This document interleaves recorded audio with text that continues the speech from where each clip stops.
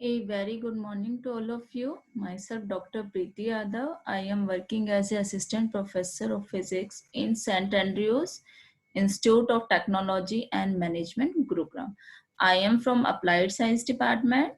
Today, I will discuss kinematics equation in Cartesian coordinates from Unit 3, and the lecture number is 6. Let's start. First of all, what is kinematics? Kinematics means it is the branch of mechanics that deals with the study of motion of particles, rigid body, without considering the force associated with this motion. Therefore, in kinematics, there is no force, but we study velocity, acceleration, etc. We in kinematics is the pure mathematical and geometrical description of motion of the particles. In kinematics we consider only mass points. And what is mass points? A mass point or a particles is a body whose dimension or size can be neglected in the given problem, and the characteristics measurements of these bodies is relatively small. Now the set of location of a body in time means position of the body with respect to time is called the path or the trajectory. Here, for finding the motion of the particles, we consider a reference system. The reference system is a rigid body, because rigid body is fixed, and in rigid body the distance between two particles is fixed. Here, and therefore we consider rigid body as a reference system. And these are three coordinates, x, y and z. And this is the position vector of any particle with respect to time. Now the definition of reference body is a rigid body which is fixed for a given problem, and with respect to which the motion of the particle is described. For example, the velocity of the particle, the acceleration of the body or the particle is described with respect to rigid body or with respect to reference system. In figure 1, O is the origin of a coordinate system in the reference frame, and RT is the position vector that defines the position of the particle with respect to time. Clearly, RT changes with time. If the position vector R of a particle does not change with time, means there is no change in the position vector of a particle, then the particle is said to be at rest in the coordinate system. If R changes with respect to time, then the particle is said to be in motion. Now there are four coordinate systems. First is rectangular or Cartesian coordinate system. Second is plane polar coordinate system. Third is cylindrical coordinate system, and the fourth is spherical coordinate system. And the today's topic we will study rectangular or Cartesian coordinate system. Before studying this, first of all we study what is velocity and what is the acceleration. Now, for what is position vector? The position vector or radius vector is a vector drawn between the two positions directed towards the later. In this figure, this is the reference system. This is the path. This is at time t1. This is the position. rt1 is the position vector of particle 1 at time t1. After time t2, the position of the particle along the path is rt2, and the delta r, this is the distance. They are t2 minus rt1, and time t2 is greater than t1. Delta r is the displacement between the 2 points. Now the path measured along the trajectory means the path means delta. This path measured along the trajectory is called the distance. This is the distance traveled by the particle, and the distance delta s is greater than or equal to delta r. Delta is the displacement. Now consider the position vector rt at time t is the position vector of the particle at time t, and denote the elapsed time by delta t. This is the difference between time at this point and this point.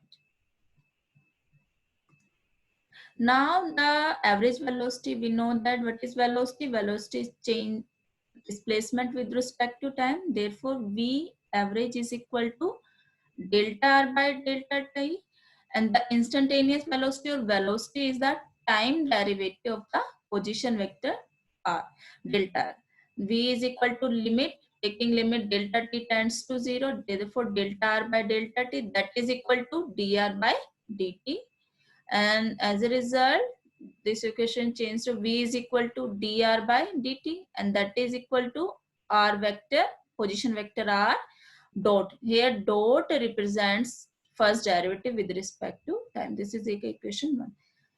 As the displacement coincide as delta r coincide with at particular point, this point, if we consider infinitely small element, then delta coincide at this point, then the velocity here is represented by a tangent along the path. As the displacement dr coincide with an infinitely small element of the path, consequently the vector v is directed along a tangent to the trajectory. If the position vector is written as the function of distance, means r is not a function of t. If we write r as a function of s, then r is equal to rs, and v is equal to dr by dt, multiply and divide by ds, and the tangent unit vector is defined as dr by ds. This is the tangent unit vector that defines the tangential component of velocity, and the magnitude of tangential unit vector is 1. The absolute or magnitude of the velocity is called speed. We know that the magnitude of the velocity is called speed, is represented by v, and we know that speed is a scalar, therefore we don't use arrow, and that is equal to speed change in distance with respect to time, this is greater than 0. And the velocity vector in terms of tangential unit vector, v is equal to mod v is equal to vector v is equal to speed or tangent unit vector tau. The velocity is a vector which is tangent to the path. Velocity is a vector quantity, whereas speed is a scalar quantity. As the speed is the derivative of the distance, as the speed is the derivative of the distance with respect to time, we know that speed is the derivative of the distance with respect to time, and the travel distance is the integral of the speed for the time interval in question. Here the distance is equal to the integral of the speed for the time interval t1 to t2 represents the distance. Here this is a speed time graph, Vt speed. This is the distance traveled by the particle in time interval t1 to t2. This the area here, the area represents the speed s. The velocity v of a particle can change with time both in magnitude and direction. And the next is acceleration, and we know that what is acceleration? The time rate of change of velocity is known as acceleration. Therefore the average acceleration is a average, that is equal to del v by del t, and the instantaneous acceleration is first time derivative of velocity or second time derivative of position vector.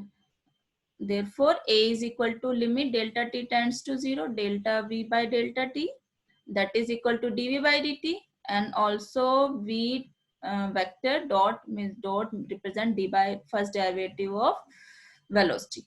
And this is equal to second derivative of the position vector. Here r is the position vector and 2 dot represents the second derivative with respect to time. As a result, acceleration is equal to first derivative of velocity and second derivative of position vector r. Now we define tangential and normal component of the acceleration. From equation 2, v velocity is equal to speed into tangent unit vector. Therefore, v is equal to also dr by dt, that is equal to v tau. A is equal to dv by dt. Therefore, d by dt of v tau, derivative of first, second as it is, plus first as it is, derivative of second. A is equal to v dot tau plus v, divide and multiply by ds, d tau by ds and ds by dt. And we know that change in distance with respect to time is a speed. Therefore, v dot tau plus v square, v is already here. Therefore, v square d tau by ds, and A is equal to this. Also, we know that the d tau by ds means the tangent unit vector upon ds, that is equal to k, and where k is the curvature and n is the normal unit vector. And put this in equation 3, the components of the acceleration is A is equal to v tau unit vector plus v square kn. Also, we know that the radius of curvature rho, that is equal to k is equal to 1 by rho. Therefore, introduce rho here. Therefore, the resultant equation is A v dot tau plus v square, replace k by 1 by rho, that is n unit vector. Therefore, the acceleration has two components. One is tangent, and the second, because tau is the tangent unit vector, n is the normal. Therefore, the acceleration has two components. First is tangential, and the second is normal. Therefore, tangential component of acceleration is v dot, and the normal component of acceleration is v square upon rho, and also centripetal component of acceleration. Now the next is description of motion or motion of the particle in Cartesian coordinate. Motion means find the velocity and acceleration in Cartesian coordinates. Rectangular, we know that rectangular or Cartesian coordinate system consists three mutually perpendicular lines drawn through a point O called the origin. These lines are three coordinate axes, x, y, and z. And the unit vectors I, j, and k along x, y, and z. And in this order, they form a right-hand system. R is the position vector. There are two Cartesian systems. Basically, the Cartesian system are of two types. The first is right-handed Cartesian system. In this system, in this type of coordinate system, x, y, and z axes are so oriented that if we turn the x-axis towards the y by right hand screw rule in the counterclockwise direction, then the screw will move in the z direction. This is the right-handed Cartesian system. In the second is left-handed Cartesian system. In this system, x, y, z axes are so oriented that if the x-axis is rotated, towards the y-axis by the right-hand screw rule, in the clockwise sense, then the screw would move in the z direction. Generally, we use right-handed coordinate system to solve the problems. Here, this is the right-handed coordinate system.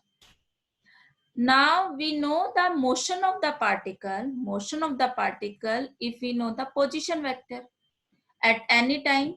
Therefore, r is the function of t, and the projection of the position vector r onto the coordinate axis are the rectangular coordinates. Therefore, the value of r is equal to xi plus yj plus zk. And we know, if we know the motion and we know the coordinate is a function, then x is equal to xt is a function of time, y is also a function of time, and z is also a function of time. These are the parametric equation system of path. Now we know that velocity is the change in displacement with respect to time, the change in position vector with respect to time. Therefore, v is equal to dr by dt, and put the value of r here, d by dt xi plus yj plus zk. Now we know that I, j and k are the unit vectors that do not follow the motion, does not change. Therefore, they are constant in direction and in magnitude. Therefore, their time derivatives are zero, because the time derivative of constant quantity is zero. Therefore, I dot is equal to j dot, and that is equal to k dot is zero. Therefore, the resultant velocity is equal to x dot I plus y dot j plus z dot k. X dot I is along x-axis, y dot along y-axis, and z dot along z-axis. And also the component of v is vxi along x-axis plus vyj along y-axis and vz along k-axis. Now the rectangular components of the velocity are vx is comparing the components. Vx is equal to x dot, vy is equal to y dot, and vz is equal to z dot. And the magnitude of the velocity is v is equal to vx square plus vy square plus vz square. Put all this value and find the value of magnitude of the velocity. Now the next is acceleration, and we know that what is acceleration? Acceleration, the time rate of change of velocity. Therefore, a is equal to dv by dt, and put the value of v, d by dt x dot I plus y dot j plus z dot k. Similarly, the time derivative of unit vectors is 0. Therefore, the resultant acceleration is x double dot I, means double derivative of position vector x along x-axis, plus y double dot means double derivative of y along y-axis plus z double dot along z-axis, and the components of a along x-axis axi along x plus ay along j along y and azk along k. And comparing the components, the resultant components, resultant rectangular components of acceleration along the three axes, ax is equal to x double dot, ay is equal to y double dot, and az is equal to double dot. These are the Cartesian motion of particle in Cartesian coordinates. Thank you.